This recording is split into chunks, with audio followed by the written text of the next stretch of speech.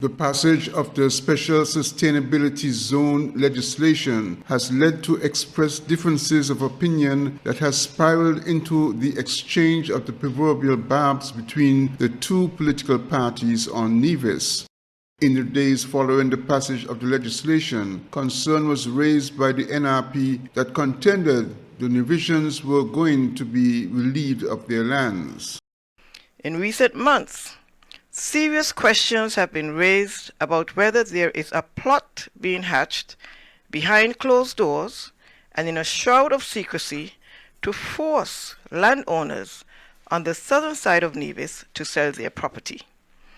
Landowners must be aware that with the Special Sustainability Zone legislation passed in the National Assembly last week, if the Premier and the Prime Minister designate lands on the southern side of Nevis as a special sustainability zone, your land may be deemed as needed for a public good and taken without your permission.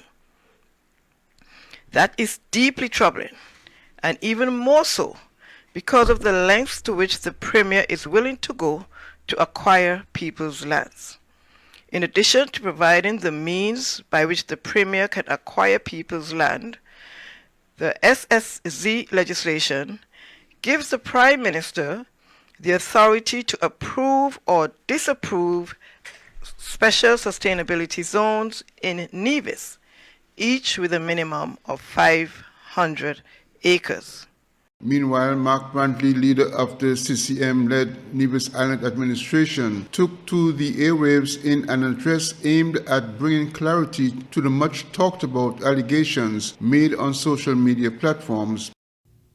They allege that lands in Nevis will now be controlled by the Prime Minister. That is categorically false.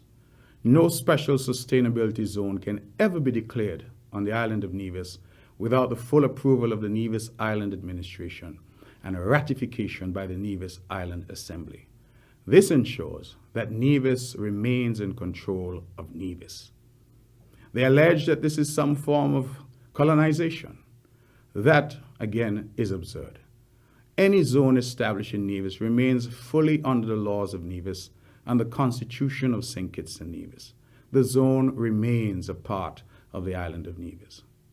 They allege that people will be forced to sell their lands. That is legally impossible. No one will ever be forced to sell their land. If you do not want to sell, you do not sell. All land transactions are private, voluntary agreements between buyer and seller. They have attacked my wife and her business. I wish to state for the record that my wife has had a fully licensed, fully operational real estate practice in Nevis for 20 years, even prior to my entry into politics. I have no interest in her business.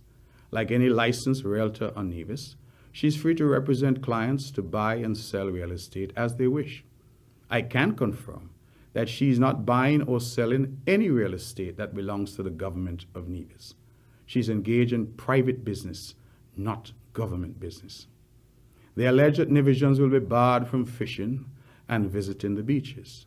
I wish to be clear that our seas and beaches are all public property and will at all times remain so. The political chatter began escalating after a citizen expressed interest in establishing a sustainability zone on the southern side of Nevis, which has large tracts of undeveloped land. Glenn Bart reporting for SK Newsline.